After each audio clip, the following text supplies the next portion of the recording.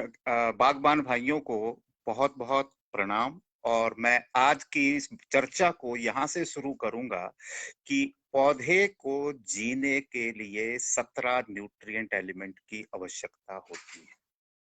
उनमें से 98% जो न्यूट्रिएंट एलिमेंट पौधा लेता है वो वायु से, जल से अपनी रिक्वायरमेंट पूरी करता है, और सिर्फ 2% जो न्यूट्रिएंट एलिमेंट हैं उनको पौधा जमीन से लेता है। अब रही बात कि जमीन, मिट्टी, मिट्टी को हम क्या बोलेंगे कि मिट्टी क्या है, हमारी संजीव है या निर्जीव चीज है? तो चौहान साहब, सबसे पहले तो मैं अपने बागबान भाइयों को ये बताना चाहूंगा कि जो मिट्टी है हमारी, वो एक जीवित चीज है। क्योंकि अगर आप अपने इस हाथ में, जितनी मिट्टी मेरे इस हाथ में आती है, उसको अगर आप स्टडी करेंगे तो इसमें जीवाणुओं की, जो छोटे छोटे बैक्टीरिया, फंजाई, एक्टिनोमाइसीट्स, जो छोटे छोटे जीवाणु हैं, उनकी संख्या इतनी होती है जितने की पूरे विश्व में आदमियों की जनसंख्या है।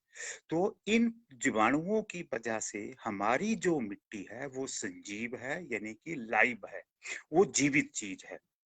और इस जीवित चीज को मारने के लिए हम इंसान, हम बागबान भाई, हम किसान भाई, बागबान भाई, हम जो है, जो पेस्टि केमिकल इनपुट्स जो इनडिस्क्रिमिनेटली यूज कर रहे हैं, इनडिस्क्रिमिनेटली का मतलब कि अब जितनी जरूरत नहीं है उससे ज्यादा मात्रा में हम उसको यूज करते हैं, जिसकी वजह से हम अपनी मिट्टी को निर्जीव बना रहे हैं।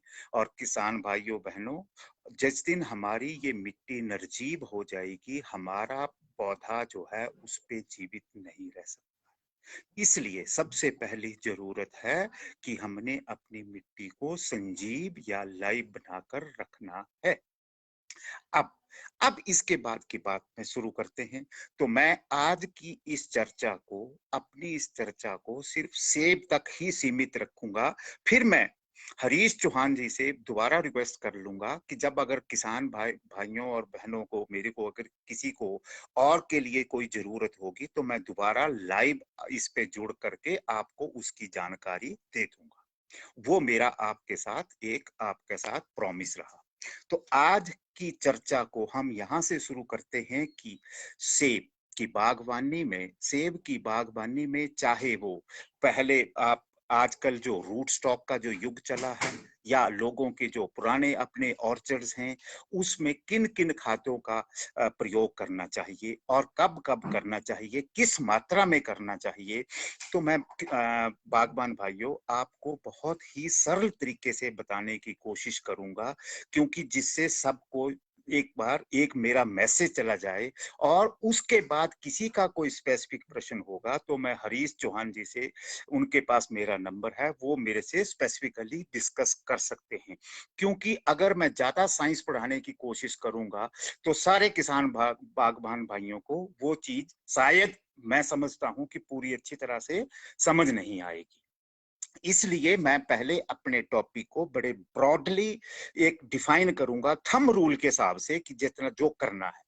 तो बागबान भाइयों, अगर आपका ऑर्चर्ड जो है, आपने पुराने स्टैंडर्ड वैरायटीज, और आप अपने जो है सीडलिंग पे आपका अगर ऑर्चर्ड है, तो हम जो बोलते हैं कि 70-35-70, 70 ग्राम नाइट्रोजन, 35 ग्राम फास्फोरस और 70 ग्राम पोटास एक साल के पौधे को डालनी है।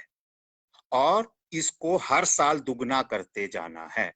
और जब पौधा आपका 10 साल का हो जाएगा तो ये 700, 750, 350 और 700 ग्राम की डोज बनती है।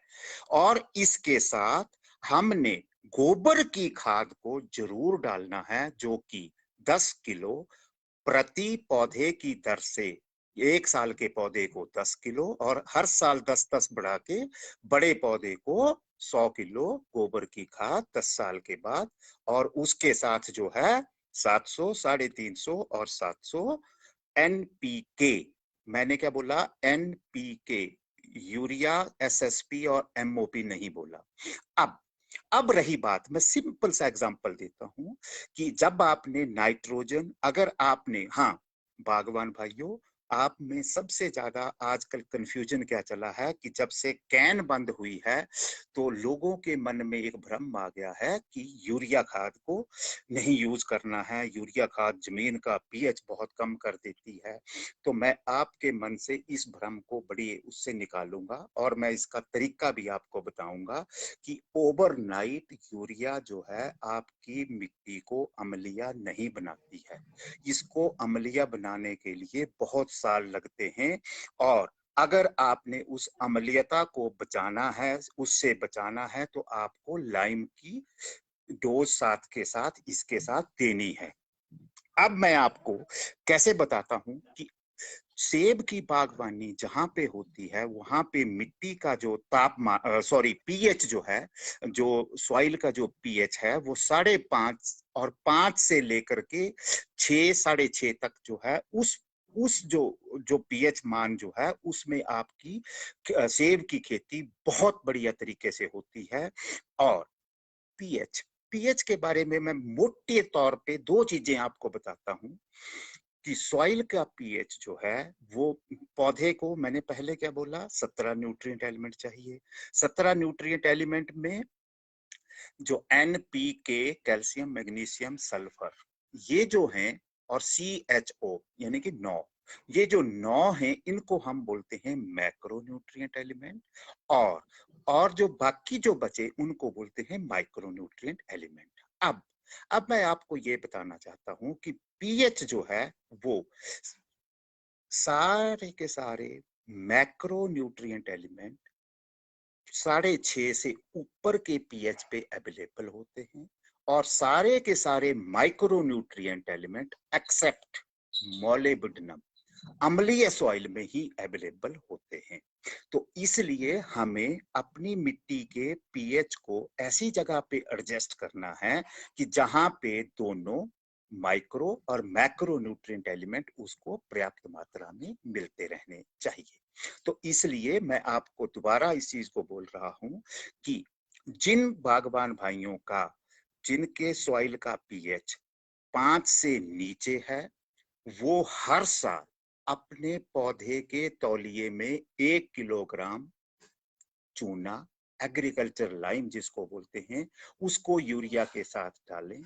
और जिसका पीएच जो है 5 से लगभग 5.25 या 6 के लगभग है, वो तीसरे साल अपने तो प्लांट के तौलिए में 1 किलोग्राम चूने की मात्रा को उपयोग करें।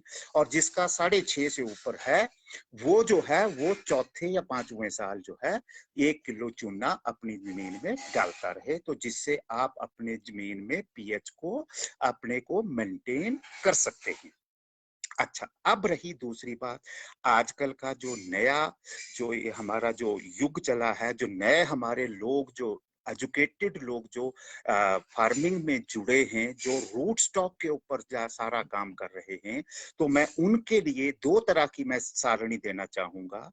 पहली बात मैं क्या करूंगा कि अगर रूट स्टॉक चाहे आपका M9 है, 111 है, चाहे 106 है, और चाहे आपके उसके ऊपर चाहे 0 माइल लगा रखी है, चाहे स्टैंडर्ड वैरायटी लगा रखी है, चाहे आपने जो मर्जी कर रखा है। और अब रही बात, मैं साथ सिर्फ न्यूट्रिशन की बात करूंगा। अब उसमें क्या रहा कि अगर आप फर्टिगेशन के थ्रू अगर आप न्यूट्रिएंट दे रहे हैं या आप सॉइल में डाल रहे हैं, अब उनके लिए दो तरह की मैं वर्गीकरण करूंगा। तो वो क्या करेंगे, मैंने वहां क्या बोला आपको कि 70-35-70 जो स्टैंडर्ड ऑर्चर्ड था। अब इसमें क्या बोल रहा हूं मैं, इसमें क्या करेंगे कि 70 की जगह 35, 17.5, 35 जो